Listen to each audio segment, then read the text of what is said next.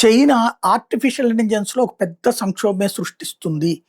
అమెరికాకి పెద్ద దెబ్బే తీయబోతోంది అన్నటువంటి విషయం ఇప్పుడు ప్రధానంగా హైలైట్ అవుతోంది.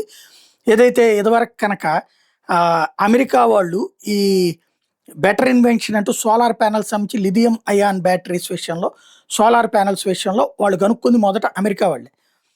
కాకపోతే క్వాలిటీది కనుక్కున్నారు. అది ఆచరణలో పెట్టేలోపు చైనా దాన్ని ఫాలో అప్ చేసి అదే తరహావి చైనాలో పెద్ద ఎత్తున తయారు చేసేసింది. అది ప్రపంచమంతా డిస్ట్రిబ్యూట్ చేసేసింది.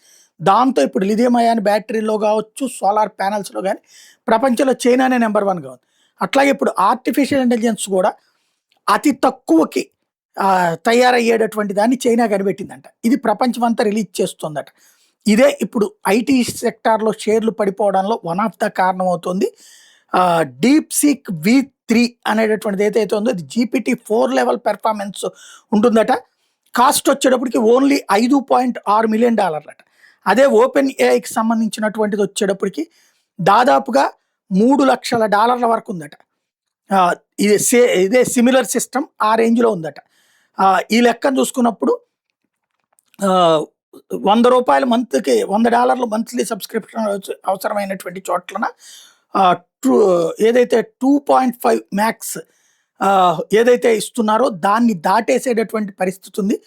ఓవరాల్‌గా చూసుకుంటే అమెరికా వాళ్ళు తయారు చేద్దాం అనుకుంటున్నటువంటి దానికంటే కూడా తక్కువకి చైనా సప్లై చేయబోతోంది.